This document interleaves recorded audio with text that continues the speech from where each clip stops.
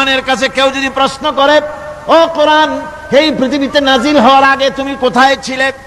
কেউ যদি প্রশ্ন করে, কোরআনে কারীম নিজে নিজের পরিচয় শোনায়, আমি কোথায় ছিলাম শোনো।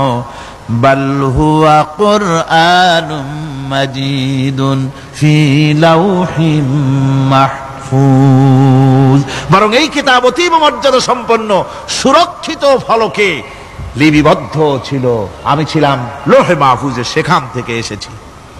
যদি কেউ প্রশ্ন করে, কোরআন কি কোরআন, তুমি কার উপরে অবতীর্ণ হয়েছ? জবাব কোরআন নিজেই দেয়, ওয়া আমিনু বিমা নুজিলা আলা মুহাম্মাদ ওয়া হুয়াল হাক্কু মির রাব্বিহিম, ঈমান আনো সেই জিনিসের উপরে যেটা মুহাম্মদ সাল্লাল্লাহু আলাইহি ওয়াসাল্লামের উপর অবতীর্ণ হয়েছে।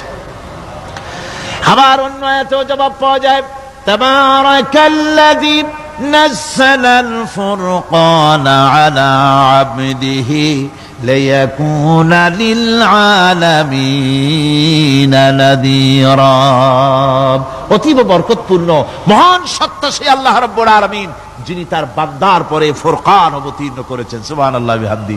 কোরআনের নাম আমি বলেছিলাম শুধু কোরআন নয়, অনেক নাম আছে। কোরআনের আরেক নাম ফুরকান, কোরআনের আরেক নাম কি? আল ফারকু বাইনাল হাক্কি ওয়াল বাতিল।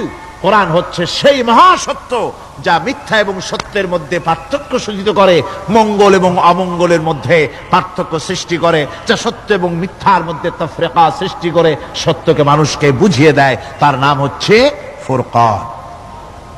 এবার যদি প্রশ্ন করা হয়, ও কোরআন, বুঝলাম তুমি লৌহে মাহফুজে ছিলে, বুঝলাম তুমি নবীজির উপরে নাজিল হয়েছো, এবার বলো তুমি কোন মাসে নাজিল হয়েছো? তুমি তো আসছিলা প্রথম, কোন মাসে নাজিল হয়েছো? এ প্রশ্ন যদি কেউ করে, কোরআন তার জবাবে বলবে, শাহরু রমাদানাল্লাযী উনজিলা ফীহিল কুরআন, রমজানের পবিত্র মাসে আমি অবতীর্ণ হয়েছি। সুবহানাল্লাহ। যদি প্রশ্ন করা হয়, রমজানে তো আসছো, কিন্তু প্রথম নাজিল হয়েছিল কোন সময়? ওটা কি দিন ছিল না রাত ছিল? কোরআন তার জবাবে বলে, ইন্না আনজালনাহু ফি লাইলাতিল কদর, কদরের পবিত্র রাতে আমি এই পৃথিবীতে আমার আগমন ঘটেছিল। যদি প্রশ্ন করা হয়, বুঝলাম সবই, কেন নাজিল হয়েছে তুমি? এই পৃথিবীতে তোমার আসার উদ্দেশ্য কি? মূল কাজটা কি? এই প্রশ্ন যদি করা হয়, কোরআনে কারীম তার জবাবে বলে, শোনো কেন এসেছি।